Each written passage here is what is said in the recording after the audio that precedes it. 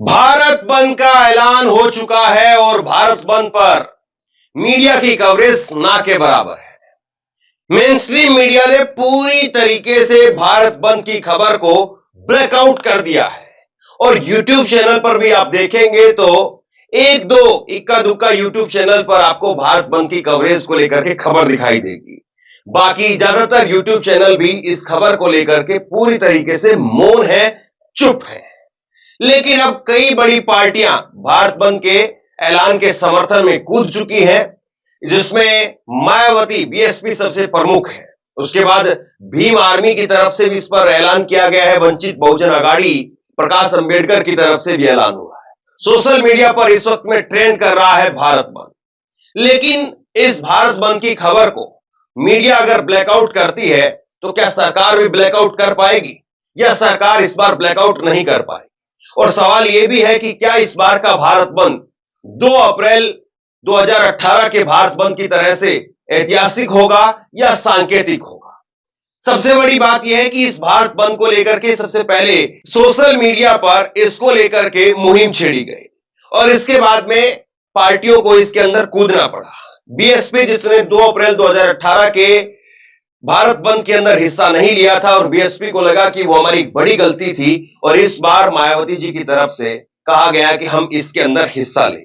मायावती की अपील, भारत बंद में शामिल हो सभी कार्यकर्ता। बहुजन समाज पार्टी की राष्ट्रीय अध्यक्ष मायावती ने 21 अगस्त को सुप्रीम कोर्ट द्वारा SC/ST आरक्षण में उपवर्गीकरण के फैसले के विरोध में होने वाले भारत बंद में सभी कार्यकर्ताओं से अनुशासित व संवैधानिक तरीके से बड़ी संख्या में शामिल होने की अपील की है।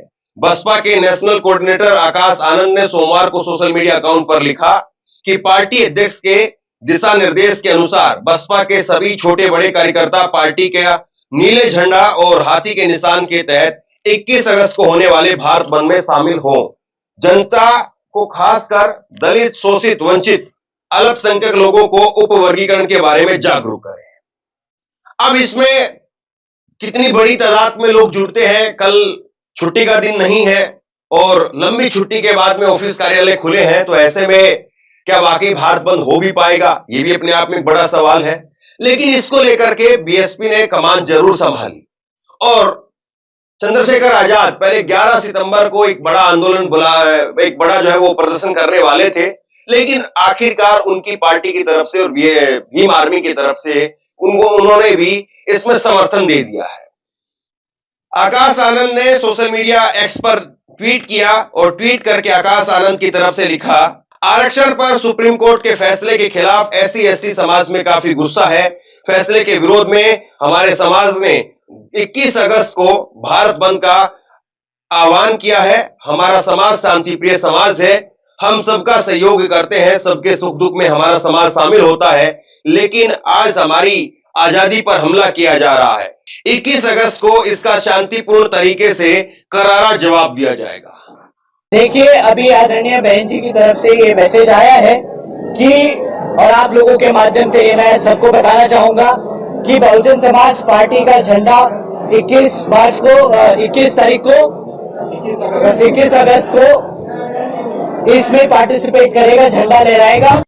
विनय रतन सिंह राष्ट्रीय अध्यक्ष है भीम आर्मी के, इनकी तरफ से लिखा गया कि सुप्रीम कोर्ट का आरक्षण संबंधित विभाजनकारी फैसले के खिलाफ दिनांक 21 अगस्त 2024 को दलित समाज द्वारा आह्वान किए गए भारत बंद का भीम आर्मी एवं आजाद समाज पार्टी का पूर्ण समर्थन देती है। साथ ही अपने समस्त कार्यकर्ताओं से अपील करती है कि संपूर्ण भारत के सभी जिला मुख्यालयों पर शांतिपूर्ण धरना प्रदर्शन के माध्यम से महामहिम राष्ट्रपति जी के नाम जिलाधिकारी को ज्ञापन सौंपेंगे।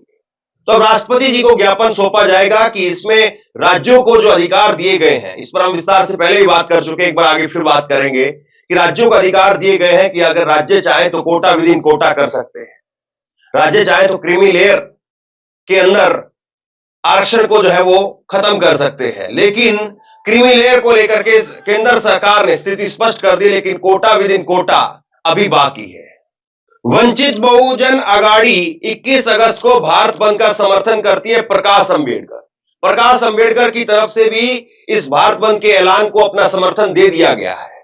सोशल मीडिया पर अगर आप देखेंगे तो सोशल मीडिया पर लगातार इसको लेकर के लिखा जा रहा है। आज हंसराज मीणा ने लिखा, 21 अगस्त को बहुजनों के भारत बंद को लेकर राजस्थान में कल इंटरनेट बंद हो सकता है, सरकार घबरा चुकी है, भारत बंद सफल होना चाहिए, मेरा शायद यह अंतिम ट्वीट है। तो राजस्थान में, हरियाणा में, मध्य प्रदेश में, यूपी में, बिहार में इसको लेकर के बड़ा प्रभाव देखने को मिल सकता है। बिहार को छोड़ करके इन चारों राज्यों में बीजेपी की अपनी पूर्ण बहुमत की सरकार है। बिहार में भी बीजेपी गठबंधन की सरकार चला रही है। तो बीजेपी अब ऐसे में कैसे निपटेगी, ये बड़ा सवाल खड़ा हो गया है। और सुप्रीम कोर्ट के 7 जजों की बेंच ने जो फैसला दिया आरक्षण को लेकर के, quota within quota, creamy layer को लेकर, और जिसमें यह भी कहा गया कि राज्य सरकार इसमें चाहे तो तय कर सकती है।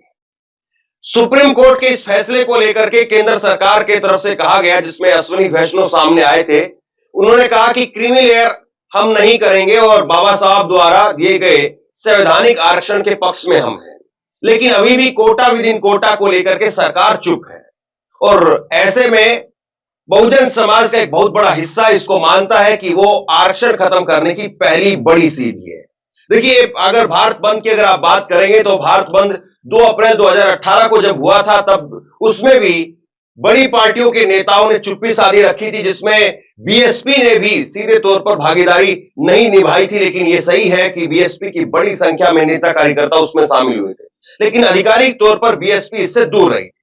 अभी भी आधिकारिक तौर पर इस भारत बंद के ऐलान से तमाम बड़ी पार्टियां, कांग्रेस हो, चाहे अखिलेश यादव हो, चाहे और बाकी की पार्टियां हो, वो इससे दूरी बनाती हुई दिखाई दे रही है। हाँ, सुप्रीम कोर्ट का जो फैसला आया तो उसमें आरजेडी ने जरूर अपना स्टैंड लिया और तेजस्वी यादव की तरफ से इस पर प्रेस कॉन्फ्रेंस की गई।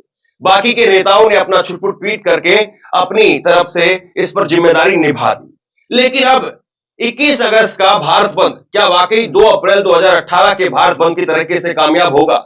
2 अप्रैल 2018 का भारत बंद 13 लोगों की उसमें जान गई, बड़ी संख्या में लोगों के ऊपर मुकदमे लादे गए। इस बार के भारत बंद में ये देखना होगा कि किसी सरकारी या प्राइवेट संपत्ति को नुकसान ना पहुंचे, और साथ ही साथ ये भी देखना होगा कि गरीब लोगों पर, गरीब कार्यकर्ताओं पर मुकदमे ना थोपे जाएं। कई बार ऐसा भी देखने को मिलता है कि नेता अपना नाम चमका जाते हैं और गरीब कार्यकर्ता बेचारा पिस जाता है। तो ये जरूर ध्यान रखें, अगर आप भारत बंद में जा रहे हैं या भारत बंद का समर्थन दे रहे हैं, भारत बंद में शामिल हो रहे हैं, तो किसी भी सरकारी या प्राइवेट संपत्ति को नुकसान ना पहुंचाया जाए और कानून को अपने हाथ में ना ले। बड़े नेता क्या वो इसकी अगुवाई करेंगे या सिर्फ घर पर बैठ करके ट्वीट करके या प्रेस कॉन्फ्रेंस करके अपनी जिम्मेदारी को साध लेंगे? भारत बंद को लेकर के कल दिल्ली, मुंबई, अलग अलग शहरों में क्या कुछ देखने को मिलता है, ये भी बड़ा सवाल है। लेकिन ज्यादातर इसको लेकर के उत्तर प्रदेश में, राजस्थान में और हरियाणा जहां पर चुनाव होने हैं, वहां पर इसका ज्यादा असर देखने को मिल सकता है। कई नेताओं को हो सकता है कि पुलिस पहले ही घर में नजरबंद करे।